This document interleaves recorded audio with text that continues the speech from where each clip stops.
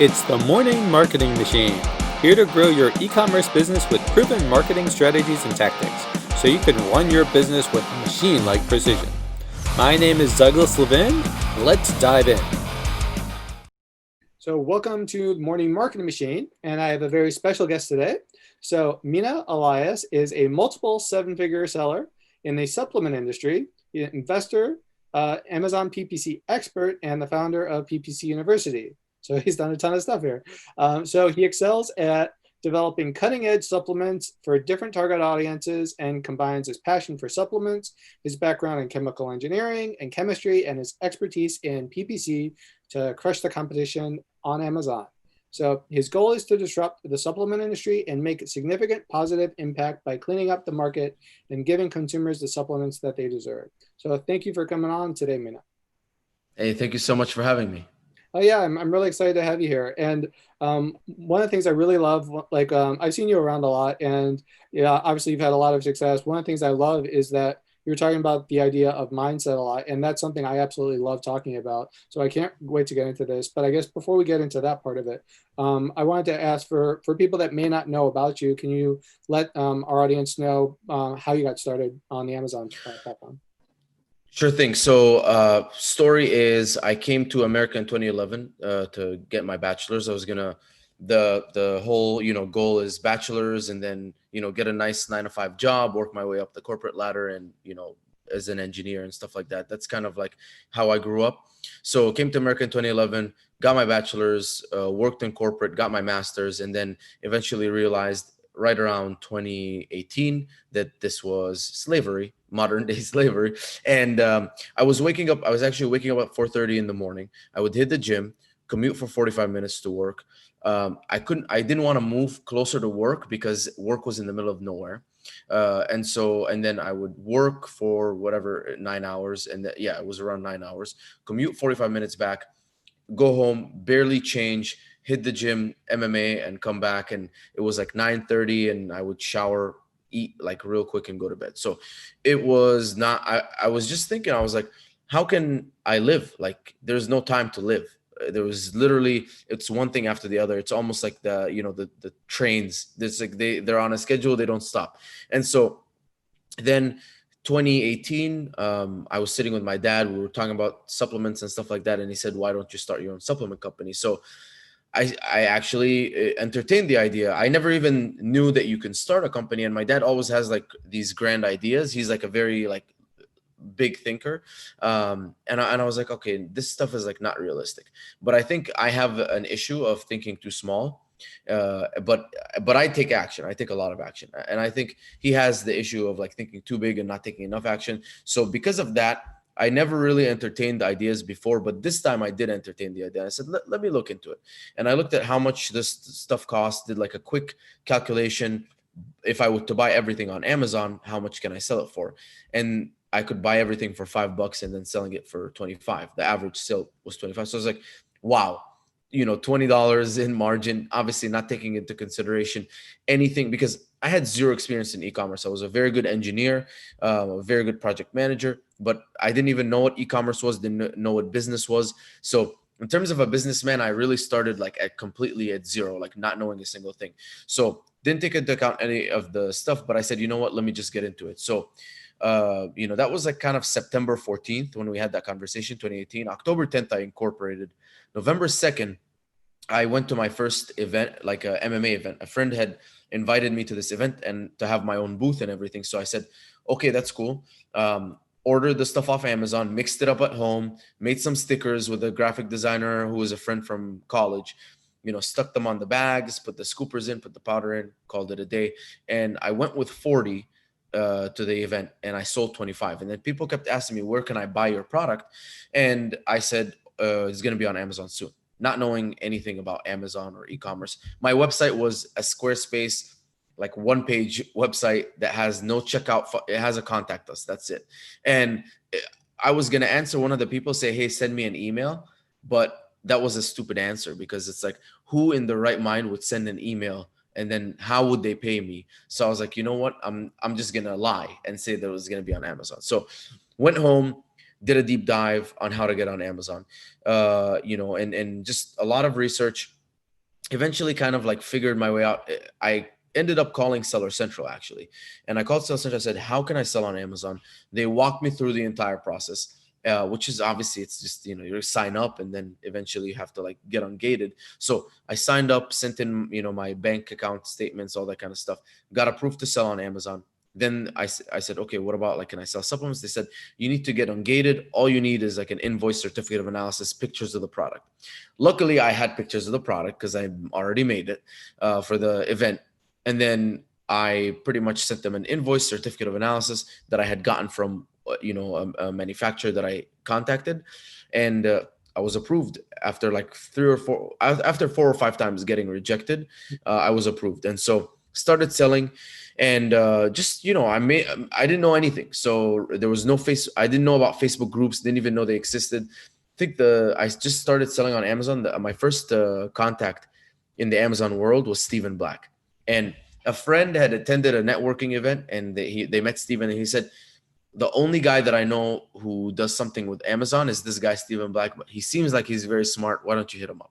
So I hit up Stephen Black, got a consultation with him, and then he kind of like walked me through a bunch of like, he looked at my listing. He said, okay, you need to fix these things, whatever. He gave me some good advice. But then from there, a friend was actually managing like a $12 million Amazon account as a 9-to-5 job.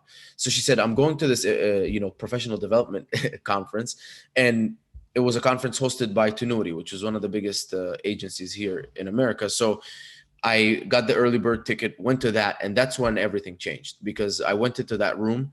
There was maybe like 14, 15 experts, at least like 30, 40, 8-figure sellers, countless 7-figure sellers. So it was a very, very packed conference, and I was just walking in there not knowing anything, but no one ever judges you or anything like that. And you know how it is in conferences. So I walked in there and I left like really believing in myself. But when I was there, I kind of very aggressively like networked, and I would sit down with every single person and ask them like to explain to me everything that they knew. And so I pretty much got like 14 hours, 16 hours of consultation calls packed in like 2 days. And so left that conference feeling very, very confident. I had notes and I went home, I implemented everything. And then fast forward, 2020, multiple 7 figures. So the businesses are doing well, and invested in my first Amazon business, supplements also as well. So, it's been a crazy journey, but I did have to master PPC. That's why, I said PPC experts. I did have to master PPC in order for me to, succeed, because you have these massive supplement brands that are out there that are crushing everyone, like Gaspari Nutrition, Optimum Nutrition, BSN. Those are like, 100 million plus. Optimum is, I think, close to $1 billion. So very, very big companies. So for you to compete against them, I quickly noticed that if you leverage PPC and you show up for those uncommon searches, long tail keywords, all that kind of stuff, you would then be able to, succeed. And those big companies are not relying on PPC. They're just relying on, their entire brand and their name. And they're at every Optimum Nutrition literally, like I went to the LA Fit Expo. They had the biggest booth, like 5 times the size of any booth. And they had iPads. They had like 20 iPads. And you would walk in a line, they would collect your information, and they would give you a bunch of samples. They had ice cream machines that were making protein ice creams. You just can't compete with that level of branding. But they don't invest enough time in their PPC strategy, because they're already getting a ton of sales.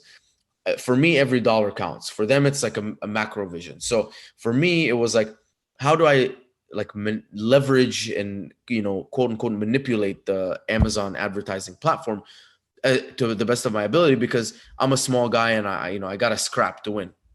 And so that's where, my engineering really helped, because I can look at spreadsheets for days and, make changes in algorithms and things like that, where other people wouldn't really be as comfortable. So my background in Excel and everything, all that stuff kind of really just helped me, and, PPC became my thing. So there's obviously a lot there. So I want to catch some of it here. So getting back to the very beginning of what you're talking about. So like, obviously you had success like fairly quickly. Like a lot of people, when they're in this, like they keep hearing about how Amazon's a great platform, you can make money on it, and then they get stopped at creating your account phase. Like you were talking about how to take a few days. So like, what's your mentality at that point when you're when like compared? There's a lot of people out there like, oh well, I got this rejection thing from Amazon about whatever it is, but you're able to kind of go through all of that. You're able to get to the point where you got sales even before you're even selling on Amazon. Like what was that process like for you in terms of like the mentality side of it, that you could have your company in that kind of position, yourself in that type of position, when you didn't know, like you were saying, the first thing about how to run a business at that point?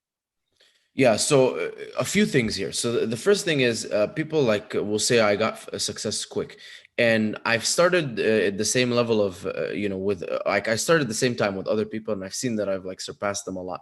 And I think that the main driver for me was that when that thing happened, when that whole thing happened, it wasn't like I was kind of like chilling, and then I said, what if I start a side hustle and I think it's gonna grow, and I see like people posting their numbers, I'm like, yeah, I'm gonna make $1 million. I was like depressed, hating my life. Like I was at an incredibly low point. Like that was kind of like one of the darkest periods of my life. And so for me, I had like a massive hunger to get out. Like, when you're in that situation, there was like a massive hunger for me. Like I needed to succeed. Like I can't fail. Like, first of all, I spent over $120,000 in college education.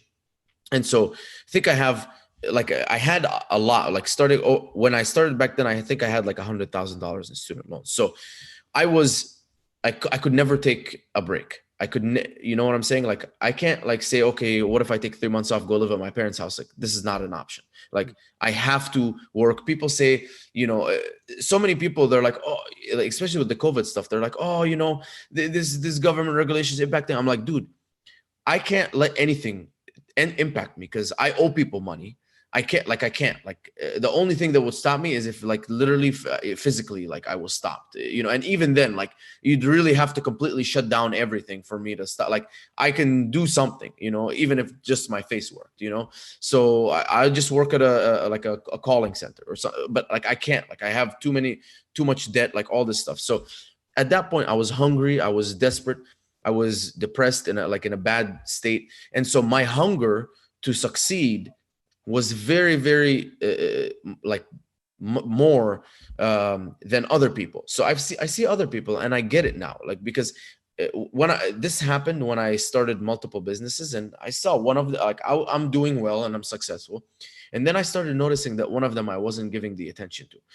And then I thought, I was like, why am I not doing this? Like, this is a business that I decided to start, but it's because me and my partner both have successful businesses, and this is a project that we're doing together.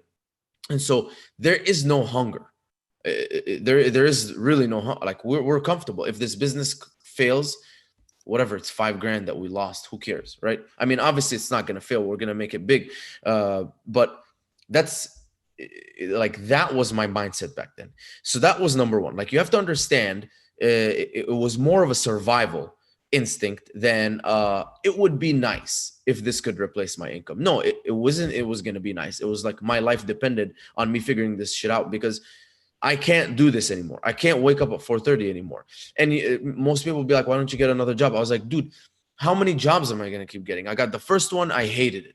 I was depressed. I got the second one, and then that company shut down. I got the third one, and then again fell into that, and I'm not like a person that gets depressed. Like, I'm a very, very, very positive person.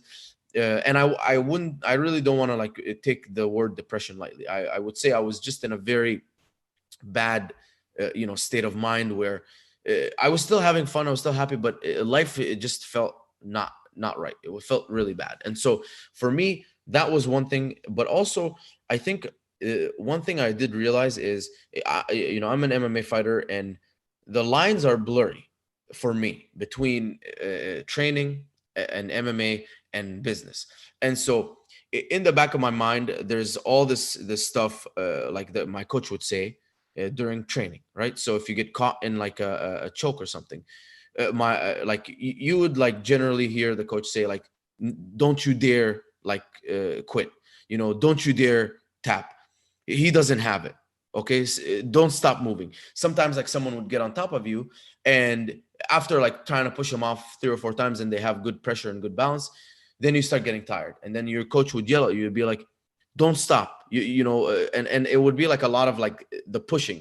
There's a lot of the words I really can't say, but is a lot of like a lot of pushing that goes in, and so that really translates into my business life as well, subconsciously. So subconsciously, I feel myself, I'm always like, I can't stop, can't quit.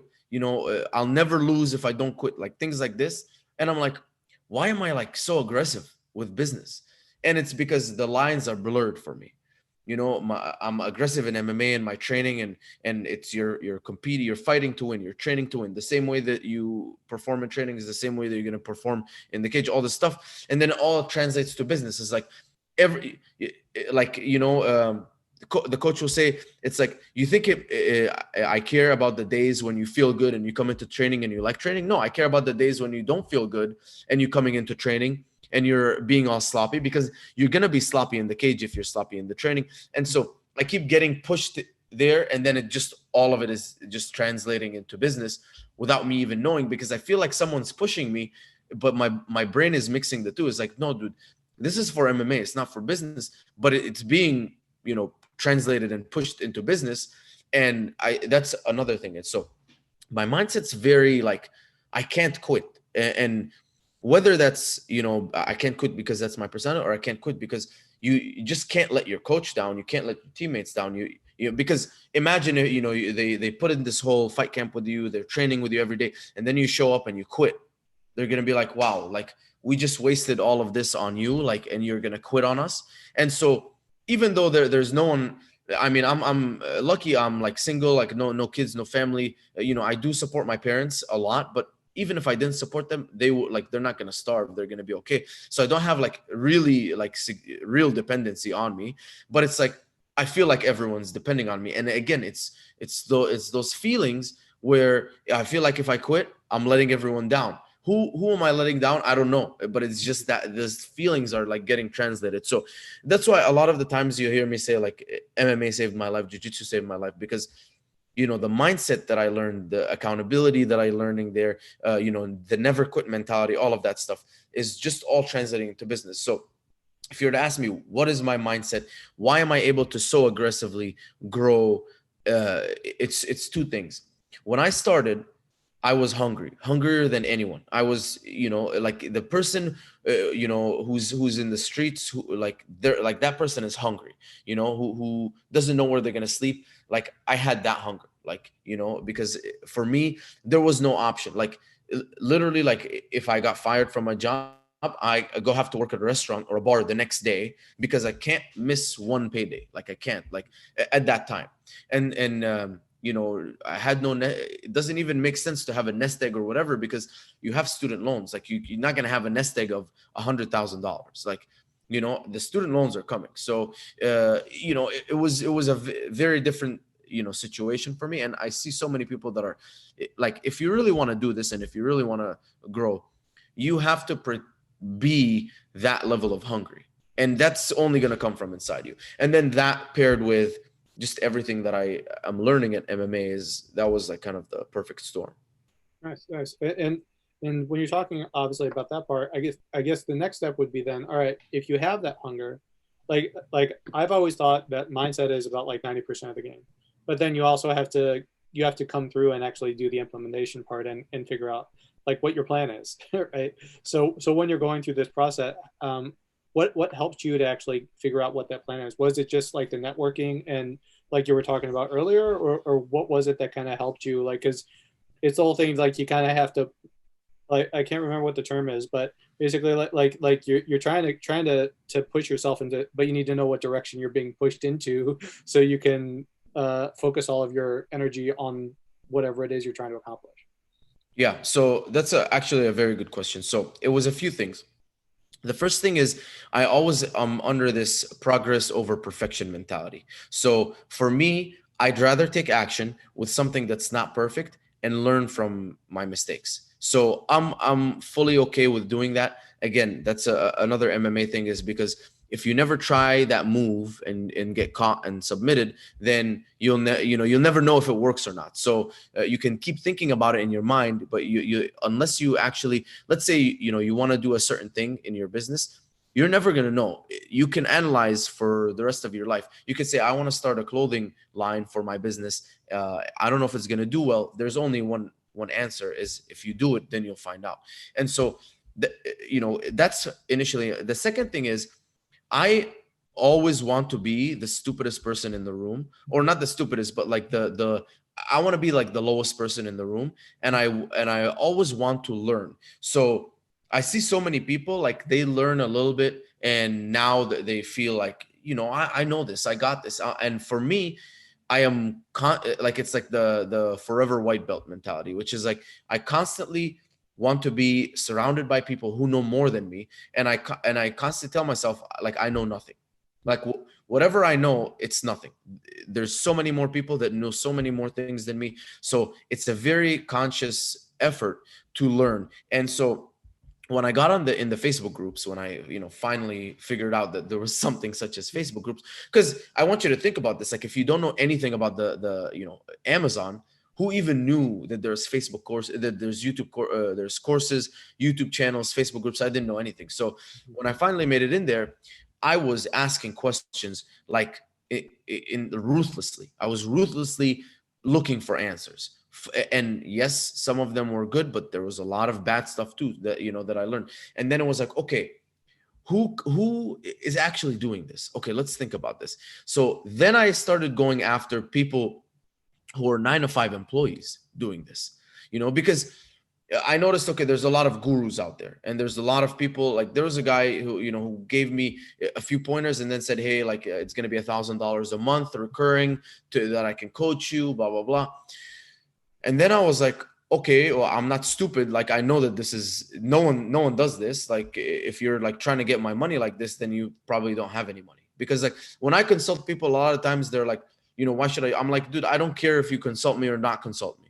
I'm making money in my business. If you want, go find someone else. And so, that's like what I expect from someone who really doesn't need them. But when someone's like, like, I'll make it worth, okay, what, instead of 1,000, how about 8? We start with 850. And I'm like, okay, like, if you really need me that bad, like, you are not making money type, like, just at least my mentality back then. I mean, now I know certain like triggers and things like that I can like pick up on. But so I said, who does not have any financial interest in this? 9 to 5 employees, because they're employees, but they do know a lot because they have to manage the brands. So I started going after those 9 to 5 employees, and I would LinkedIn, whatever, I would hit them up and be like, hey, what's up? Like, my name is Mina. Like, I know that you do this. It looks like you do this. Do you have any experience with this? Can I ask you a few questions? Like, just kind of like very simple. Like, can I ask you one question about this specific topic? And usually I'm not like one of these persons that says, hey, how's it going? And then like, no, it's like, hey, how's it going? My name is Mina. I'm selling on Amazon. I'm kind of struggling and learning this as I go. I would really appreciate it. Like, I just lay it all out there. So it's because I hate when people send me and I'm like, I'm waiting. Okay. When is the request gonna come? When is can we hop on a quick 5-minute conversation? Like, come on, I know it's coming. So for me, I just spit it out there right away. I'm like, this is everything. This is my intention. Like, this is all I need. Mm-hmm. And I've gotten a lot of, good results with that. So just constantly asking people. And then as I grew in the community, I'm like, okay, now I'm just going to start networking more and more. I started going to more meetups, conferences, this, that, and just like, over time, just collecting information and not just collecting the information, organizing the information, and then implementing the information, and then making my like notes on the implementation. So, okay, this person told me this thing. I go home, I implement it, and then I'm like, this was the result. And this is really when you get a result, because you and me can talk for days, and then if you don't take action, nothing happens. And then if you don't take notes after you take these actions, like if it's not a measure, if you go home and I tell you to do 5 things and you do all 5 at once, what caused what? No idea. So when I do that in a very like controlled experiment manner, it's very, very effective to learn what is working, what is not working, what is the exact results of everything. So that's how I was able to progress a lot faster than a lot of people. And I'm very, very fearless when I do things, because I always think, and I did for the longest time, I still today, it sneaks in every here and there, but I always battled the, what if I lose it all? Like, what if my business shuts down? What if Amazon suspends me? And then I actually asked this in a group, and so many people are like, well, if you're diversified, if you're this or that, I'm like, I hate to break it to you, but you can be diversified, you can be all this stuff. I say, what if all of it shuts down? What if the internet, it's like, uh, there's always going to be that feeling. So for me, it's always like, I ask myself, what is actually the worst thing that can happen? And then I play it out. See, okay, so Mina, today is like December, whatever. I lost all of my businesses. I have X amount of money in the bank. This is what I'm going to do. So number one, I'm going to reach out to these people. I'm going to ask them for a job. One of them is going to offer me a job. This is how much money I'm going to make. I'm going to have to, call my landlord, tell him, listen, like this happened. I need to break my lease. I will find like or maybe like I'll move my stuff into storage, move somewhere with a much cheap, like, just actually play it out. And I'm like, okay, cool. This is actually the worst case. It's not that bad. Like if I really had to do this right now, it's not that bad. And so once I play it, people in their mind, when you let it up to feeling, it's almost like, if I lose my business, I'm gonna be homeless in the street, or everyone is I'm gonna be the laughing stock. And if you're familiar with Napoleon Hill, like he talks about the 7 fundamental fears, and one of them is the fear of criticism, which is all really like in our heads. But people immediately like, okay, if I do this, everyone's gonna make fun of me, and I'm gonna be homeless in the street. So again, fear of poverty, fear of criticism. It's not true. No one's gonna care. Like, they're gonna be like, oh man, I'm sorry, like, do you need help? Like, and so for me, when I started actually playing out those scenarios in my mind, like realistically, I was like, yeah, it's not that bad, whatever. Let me fail and lose it all. Okay, I'll make it all again. It's no big deal. So all of that combined is really what resulted me taking those risks, being really unstoppable. I trust me, if there's one person who's gotten hurt in business, or got quote unquote failed or anything, it's me. Because it's just like been so many different things that go wrong, but I'm just ruthless. Like, I will not stop, because number one, I can't afford to stop, and then number two, I don't care if I lose everything, because I know that the real worst case scenarios is not that bad. So what's the worst that can happen? But I know what's the best that can happen, and it's a massive upside. And we've seen the people post in the groups, or Fernando. I know Fernando personally making over 40 million a year. So it's like, you see these things. I'm like, this is what's the best that can happen. And the worst that can happen is really not that bad. It's 10 times better than I was a couple of years ago when I was depressed in Connecticut. So let's just do it. Yeah, a couple of things you were talking about that I really love was obviously the idea of progress. And everyone always wants that goal. They're always like, I got to get to this goal. But the idea of progress is honestly what, when you look at the more successful people, I guess like the Bill Gates types of the world, there's always about that idea, was it the 1% better today than you were yesterday? And that kind of a thought process. That's what I really love about what you're talking about, because ultimately, if you're learning, then you're going to find yourself in a much better position. It's not really about that financial number. It's just like, okay, I'm getting better and better. And now I've got more other issues that I got to deal with. Now I got to juggle a 1,000-person employment and the other stuff. But hey, that means I'm making $5 billion or whatever it is, right? So you have a new set of problems, but you're making progress. I also love like what you're talking about there too, is the idea of looking at a situation. Like I know that I've been in that same situation you just talked about, where you're looking at, all right, what's the worst case scenario, and you think it's this terrible thing, and you're going to be like you were saying, homeless or whatever it is. But I can't tell you the amount of people that have probably have thought that way as well. So I love what you're talking about there in terms of like, it's never really as bad as you think it is. But you brought up Napoleon Hill, and Was it from Think and Grow Rich, or which book was it that you were referencing specifically? So that one is the 15 Laws of Success. I think that was, this is, I'm still reading it. It's like, it's an Audible, it's 22 hours. So it's a Okay. significant book.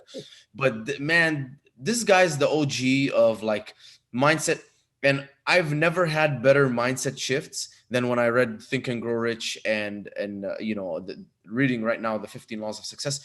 These concepts, I mean, I think everyone needs to read those books. Like if there's some books that I definitely recommend, those are amongst them. Think and Grow Rich and the 15 Laws of Success by Napoleon Hill.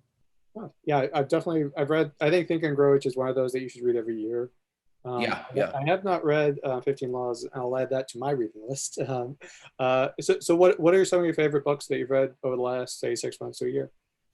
Okay, there's a lot of good ones. Power of Now, one of the best ones. I think it was this year, maybe it could have been last year, but that's a very impactful book on my life. I also like Atomic Habits, very practical way of building better habits. If you look at my life before reading that book, I have a discipline that 99% of the people in the world don't have. So I'm very well disciplined as is, and I still learned a lot from that book because we're all human. We can improve. Mini Habits is another good one, and that paired with Atomic Habits, I think, is a very powerful combination. Um, I constantly read Be Obsessed or Be Average. Be Obsessed or Be Average is kind of like that. When something's not playing, that's playing, because it's by Grant Cardone, and I don't know. Some people don't like Grant Cardone, but personally, Be Obsessed or Be Average. That was the book that, remember, like when I was talking about that period of depression and hunger, I was listening to that book, and it was like, his voice is really what raised me from like the like the mud, the sand that I was in, or whatever, the what I'm saying, like that pit, underground, like buried alive. Like he really like lifted me, because he's like, you have to be obsessed. Like be obsessed or be average. You have to be obsessed, or you're not going to achieve what you're looking for. And so it was a lot of like reinforcement on the obsessive mentality. And I do notice, like, a lot of people I talk to and they're starting a business, I'm like, what are you doing when you're in the bathroom? And they're like, I'm on my phone. I'm like, okay, like, what are you scrolling through Instagram? It's like, yeah. I'm like, why aren't you researching your products? Why aren't you? And so, and people are like, dude, that's outrageous. I'm like, that's an obsessive mentality. Like, I'm so obsessive that anytime I can, until now, I'm a very obsessive person. Anytime I can steal 5 minutes to do something, I'm going to do it. It's not working nonstop. It's just being obsessed with what you actually want. And so I don't feel like I'm working at like, if anyone follows my Instagram, that I have like an incredible life, like more fun than most people. So, but I work very, very hard, and you can see both, but I never in a day like ever or never feel like, man, I'm working too hard. No, like, I'm just obsessed with what I want and I'm going after it. And so it's very different. And a lot of people like will talk about burnout and stuff. So anyways, went on a tangent there. Be Obsessed or Be Average is a very good book. What else did I read? I have to open up my Audible real quick, 1 second, because I have a lot of like really good books that I want to recommend to people. One thing that I did read also, and I like to read often, is Peak Performance, Elevate Your Game. It talks about peak performance for athletes, but he says, like, at the beginning, very, very like translatable to everything in life. And that's where we were talking about environment design and priming techniques and stuff like that come in. Let's see. Secrets of the Millionaire Mind and Millionaire Success Habits. I read those both recently as well. Those are like really good ones. And I would say, finish this off, I did read Autobiography of a Yogi. Wasn't a huge fan. You have to be in a certain position in life. Oh, two amazing books: Traction and Good to Great. Good to Great, I think, is very, very, very important. And Traction, just like a word of advice to everyone who wants to read Traction. If you open up the book, read Traction, and implement it on your business as you go through the book, it's a game changer. And I did that with my business. And then I was consulting someone, and I said, you know what? I have the perfect thing for you. And so over like a few weeks, we went through the traction book together, filling out like everything that the traction books asks you to do, and it was a game changer for the business. So highly recommend those books, but that's Yeah. about it. Yeah, and you're not the first person I've heard talk about traction and honestly good to great as well. Like those are two, I think, standards at this point that are amazing in terms of business applications. So I definitely would echo that as well. One thing you did bring up that I wanted to also get back to was you brought up the idea of like basically stealing 5 minutes in the bathroom and trying to do that. So like that kind of goes back to the idea of like we always have as business owners we have so many things we want to get done, and the more you do this you realize that time is honestly more valuable than money. In terms like there's everyone only has 24 hours in the day. You can make more money, but you only have the same 24 hours as Bill Gates does or anyone else. So like how do you personally get the most out of your day? Okay, that's a very good one. So if you leave it to chance, and I'm going to talk about it with and without employees, but without employees, if you leave anything to chance, you're going to waste time. Okay, I don't care who you are. If you don't have a very like strict time blocked schedule, you and I don't care, like things will come up. Okay, so I mean, people out there might be listening who have kids and say, oh well, it's easy to say that you don't have kids. I'm like, okay, but if you have everything kind of planned out and the kids kind of jump in there and screw things up, you still have like a very rigid framework. Just that portion got screwed up, everything else is optimized and on point. So for me, every single hour of the day is like segmented into what needs to happen, and I also have alarms with labels for that. So I'll have like a 5:30 a.m. alarm that will wake me up. I'll have a 5:40 a.m. alarm that will say you should be in the bathroom right now. I'll have a 5:55, which is a 5-minute warning that I need to go on my run. I have a 6 a.m. which tells me my run should have started right now. Then and so on and so forth, and I have alarms for everything. And it's a little bit crazy, but I mean, we need to, for me, I'm a human being. I know that I'm very susceptible to error. So I know that if you leave cookies in my house, I'm going to eat them. Like, I have a lot of self-discipline. But if you leave cookies in my house and it's, a Monday, 8 p.m., I've been going hardcore, trained twice, so many meetings and calls and stuff. I'm like, I am burnt out. And then I look and those cookies are right there. I'm like, man, that would be so nice. My willpower muscle is completely exhausted now from making so many decisions and having so many conversations. I'm like, okay, I'm going to eat that cookie. So I eliminate all of that stuff, like by design. You come into my house, my fridge is empty. It's only like meal prep meals and then, stuff that's like 0 calorie, pretty much healthy stuff. And so it's the same thing with the time blocking. Is I really like block everything, create a schedule for everything, time block. If I need to post on social media, because obviously I'm working on my personal branding, if I need to post on social media, I will have a calendar, event for posting on social media, which will send me a reminder, hey, spend 5 minutes on social media. And then there will be another alarm that says, okay, your 5 minutes on social media is done. So everything is very, like, I have zero time to waste. And the one thing that I want to make sure everyone gets is it's very stringent. So you will fail, but it's okay because you'll be better. So many times I've failed. This is a crazy thing, but last Wednesday we had something called Black Flag Day, where our wrestling coach made us do 5,000 sprawls. I left there. I sat in the computer after showering and everything. I said, my mind is not working. Like it was a 5-hour workout. My body was pushed beyond like any like human limits. I was shaking. And so I went and I sat on the couch and I put TV and I didn't work for the rest of the day. I couldn't even watch CEO interviews because I was just like completely like blanking out. So that's fine. It happened and it's okay. I messed up my entire schedule, but the next day, 5:30 a.m., I was up. I was back to everything. So design it so that if you do implement it, it's perfect, but don't obsess over the fact that you did not fully implement it perfectly, because with time you will. Yeah, and what you're saying there is something I really love too. I mean, first the idea of time blocking. I think that's really helpful in terms of the idea of basically batching stuff. like you get into that specific mentality of like, all right, I'm going to work on this. I'm going to allow from 5 to 7 o'clock on this project. You start to get into that rhythm of it. You get more things done. You're able to get you're in that frame of I'm going to be writing about this or I'm going to be doing whatever at that point. I know for me at least, that's when I get more accomplished. So I love that. And the other part too is basically, I've heard this saying before, you'll fail your way to success, right?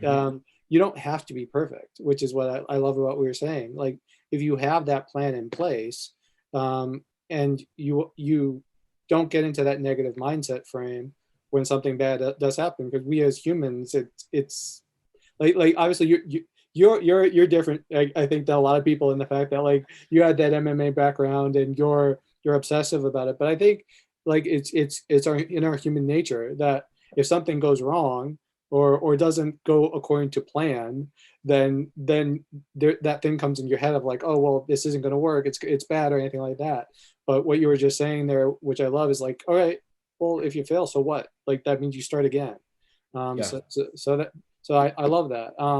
But Funny story, because I was just talking to someone also very successful, and we were talking about this thing, and he said, I told him, what if you did a 30-day challenge and blah blah blah, and he's like, yeah, I think that's a good idea. And for some reason, we got into this thing where if he misses a day in the 30-day challenge, or misses a day, or like skips it or something, he will feel really bad and he'll kind of beat himself up about it.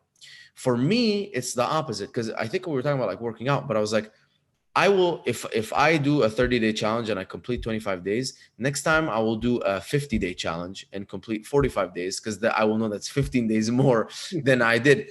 And so, this also happens a lot to me when I'm lifting. I'll like, if I set myself for 12 reps, I'll do 10. So when I see in my program, I have a coach, and I message him. I said, dude, from now on, add 2 reps to anything, because just put it in your mind that I'm going to do 2 reps less.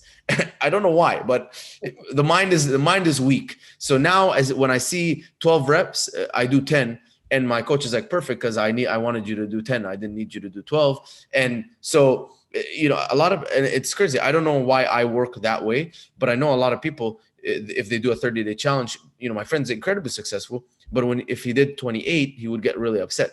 So, but I'm more for the theory of, if you know that if you're going to do a 30-day challenge, you're going to mess up for 5 days, just do a 40-day challenge, because you're going to do 35, which is better than the 30 that you wanted to do initially.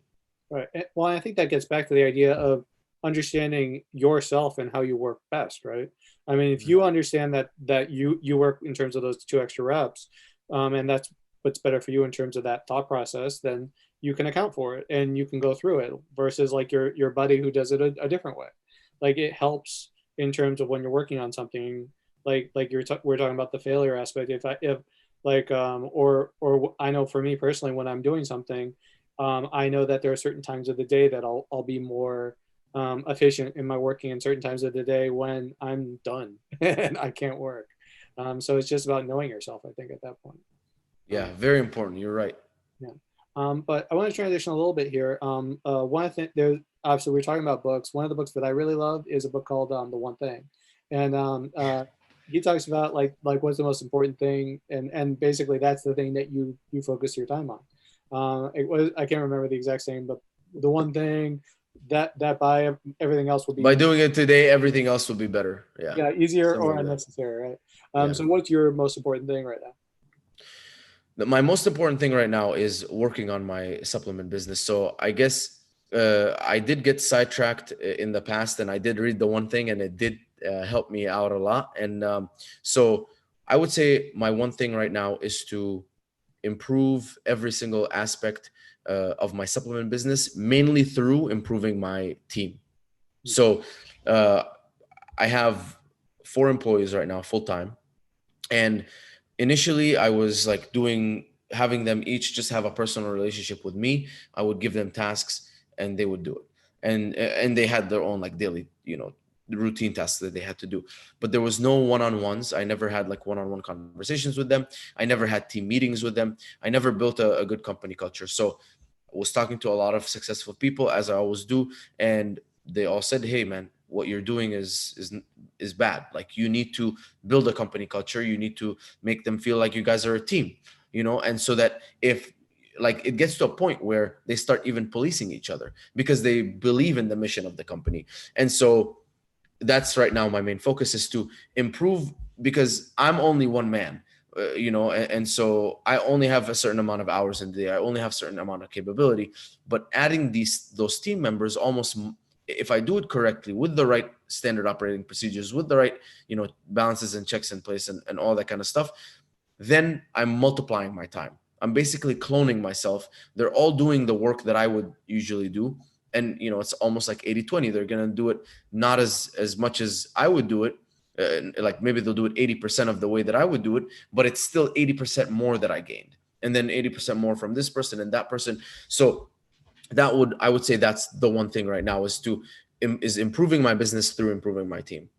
Okay, so if you're coming at that perspective of, all right, I want to build my company culture, and it's something you haven't really worked on in the past, what's your thought process in terms of how you're going to accomplish that kind of goal when you like this gets back an idea of us as business owners when we're trying to constantly do things we've never done before. So what's your mentality on that? So obviously a few things. Now, like I said, I sat down with someone who's very successful. We had dinner, and then I said, I don't know, man. Like, I feel like my team could be better. Like, what am I doing wrong? And then he just asked me a few questions. And that's the beautiful thing about these people, who they've already been through and seen so much, that they're like, he actually asked someone a question, and that person, it had nothing to do with the team, someone more successful than him. And that person said, how much time do you spend with your leadership?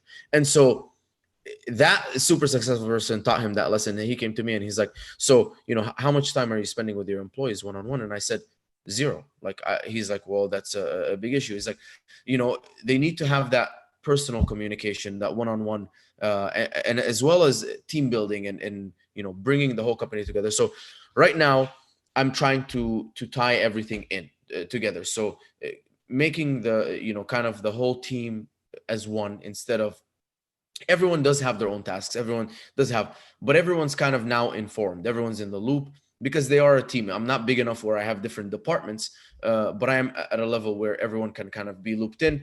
But then also constantly improving my procedures. And there's so much in my mind that I do that is not documented. So if I can constantly keep squeezing my brain, have that documented, have a very easy way to lay that out in flow charts. I've been using Lucid Chart a lot, building these systems, these flows, and then based on those flows, building standard operating procedures, and then building checks and balances. So where as there's no task that gets done without it being checked. Not that I have to check it, but it's almost like foolproofing a task. And I'm sure you understand, like a car like won't start, for example, if the gear's on neutral, or the gear's on reverse or something. The car, or you can't, like, there's a few things like that where you foolproof it so that you can't go to the next step unless this step is done correctly. And there's only so much you can do, but getting it to that level where at least 80-90% of it is foolproofed, so that we're not heavily relying on our human common sense and stuff like that, and our decision making skills, but more putting as much weight as possible on stuff like that, like foolproofing things, so that because as humans we will make mistakes. So just kind of like eliminating that as much as possible. Oh, very, very cool. I really love talking to you here, and I'd love to keep doing that. I want to value your time too. One question I did want to ask you was, I was a guest on my friend Mason's podcast, and he asked this question, and I loved it so much that I've asked everyone since. This question is, so what's your definition of success? Freedom, I would say, full freedom. So we talked about this earlier, but basically, if I want to be able to do absolutely whatever I want, obviously as long as it's like illegal, but freedom from time, freedom, financial freedom, geographical freedom, being able to do whatever I want. That's my definition of success. So the more that I can do what I want, and so that's where it gets into some people are like, I want to have a lot of money, but if you don't have time, then I'm not really successful. Or I have a lot of free time, but if I'm making, $150,000 a year, only working 2 hours a day, yeah, that's amazing, right? But okay, but those certain things, like the extravagant things that I want to do, or the travels, or maybe, I want to, fly my whole family in or something like that. I can't do that because it's just, there's not enough money. And so that's like, if I ever have to choose, that means like I don't have the full freedom to do whatever I want. So I guess it's a definition that I'll never reach, because it's almost like unattainable, but it's there where it's like, it's full freedom, and it's freedom from having to report to anyone, freedom from all of that stuff. That's really my definition of success. And then obviously, I don't want to say something like happiness, because I can always be happy. And I think happiness comes from inside, and not from achieving a certain thing. Because if my happiness is dependent upon achieving a certain thing, then the grass is always greener. So I'm always happy. I'm always grateful. I love my life, no matter, what it is. But I would say my definition of success is just that complete freedom, like walking in somewhere and knowing that whatever you want, you can have, whether that's time, money, location, anything. Yeah, definitely. I would, on my end, I'm a lot the same way. I think fulfillment, I think, is a big thing as well, and that's what you were talking about too. The idea that it the money, if the money is your sole reason for something, then that's going to make things a lot harder. But you, and when you're talking about fulfillment, that's something I really love in terms of freedom and fulfillment. So thank you so much for coming on today and sharing some of your story and your expert insight. It was so great talking to you. So I wanted to ask you, how can our listeners find out more about what you were doing? Yeah, so Facebook, Mina Elias, Instagram at Egyptian_prescription_Elias, LinkedIn, Mina Elias, if you want to add me on LinkedIn. I'm not very active there, but Facebook and Instagram are my main two platforms where you can get in touch with me. Yeah, awesome. And we'll also have links. I know he's got PPC University as well, and he's got a new podcast that's coming out. Yeah. Definitely want to pay attention to that. It's on mindset. So obviously he knows his stuff. He's really good at it. So I would say definitely take a listen to it, and we'll have links to that. So thank you again, Mina, and thank you to everyone for listening. And I'll talk to you guys next time.